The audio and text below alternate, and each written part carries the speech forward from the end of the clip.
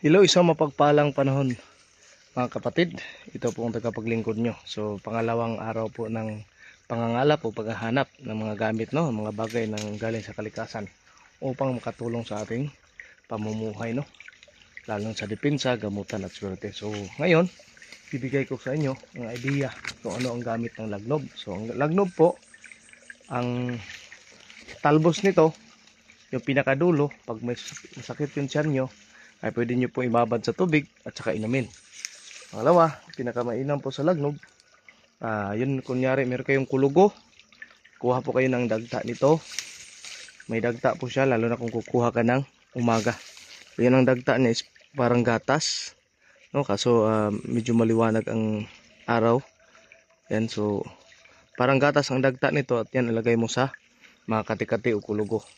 Pagkatapos naman po, kung wala kayong alam na pang first aid, kung mayroon pong mga nakagat ng ahas, kaso lang ang pag ano nito, paggamit, pag kunyari may nakagat ng ahas, yung nakagat mismo ang hihiling, magdasal sa Panginoon at hihiling na gamutin sa pamagitan ng kahoy na lagnob o halamang lagnob, no? So ang gagawin, hindi pwedeng kakagat ka na lagpas sa puson mo pataas, kundi tulad nito, nakaharap ako, ito yung puson ko, so ito yung level.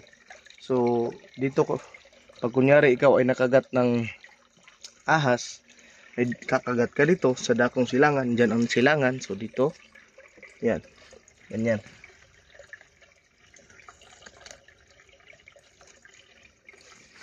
Yan, matapos nguyain mo at yun na ang magsisilbing gamot mo sa gamot mo sa kagat ng ahas, no? Maliban dyan, pwede din po ang ano naman, yung tinatawag naman na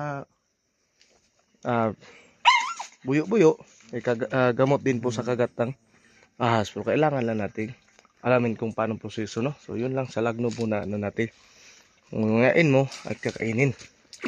Yan. So lakad pa tayo. So ako lang mag-isa ngayon. Kaya napapansin nyo, hawak ko lang yung camera. Wala tayong kasama. Maliban sa asong sumusunod. Ewan ko kung hanggang saan sila sasama sa akin. Yan. Yan po ang ating trivia, no? Marami pong pwede nating alamin. Basta tayo ay gustong tumuklas kakayanan ng kalikasan. Yan. So isang mapagpalang panahon sa inyo. Yan. Lakad pa po sa taas. Hanggang sa muli po.